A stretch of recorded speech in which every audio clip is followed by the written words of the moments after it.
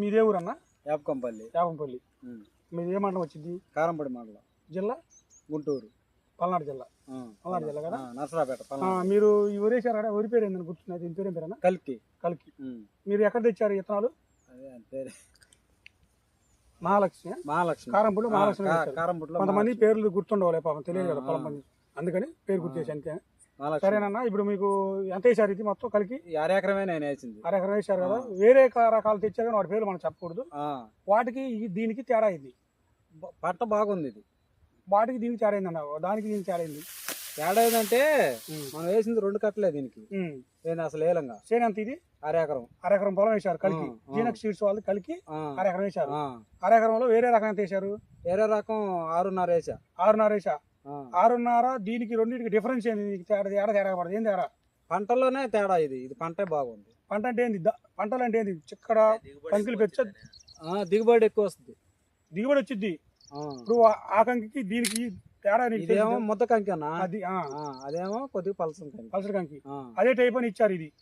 కానీ దాని మీద ఇది బాగుంది. ఇది బాగుంది. నీకు అరెకరానికి ఎంత వచ్చింది అనుకున్నావు? ఈ 25 బత్తాలు వద్దాయి. 10 బత్తాలు వచ్చింది. మీ ఊరు యాపకంపల్లి. పేరు? నా పేరు వేసుదాను. వేపంపల్లి నుంచి ఒక రైతు వచ్చాడు, కారంపొడి.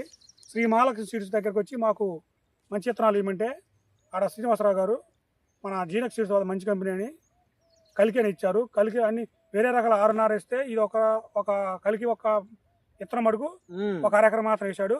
రైతు మాటలో మనం విన్నాం. ఎంత వచ్చిందని అడిగితే సరే 25 అన్నాడు. కనీసం 20 నమ్మకంగా అయితే పక్క వచ్చింది. 1-2 పెంచే కానీ మనం ఎక్కువ చెప్పుకోకూడదు కాబట్టి 25 అన్నాడు. 20 వచ్చింది.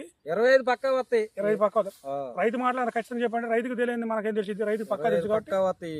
ఇది ఎకరం 50 బత్తాలు వస్తుంది. నీకు బాగా చిక్కడి కాపాడబడుతున్నా. ఏదైనా ఊరి కూడా పెద్దగా పల్ల పడదులే. ఇంకా తగ్గించా నేను ముందు, లేకపోతే ఇంకా పెరిగేది. ఎన్ని కట్టలు వేసారు? 2 కట్టలే వేసింది. అరెకరానికి 2 కట్టలు వేసాడు. మందులు ఎన్నిసార్లు కొట్టారు? 3 సార్లు కొట్టా. గింజ కొట్టి ఒకసారి. ఏదైనా నీకు విత్తనం అయితే నచ్చింది. మీరు ఆ రోజు ఆయన చెప్పి ఇచ్చాలే మీకు ఇది ఇంకా ఉంటుంది బాగుంటుంది అని చెప్పి. బాగుంటుందా వేసుకో అన్నాడు.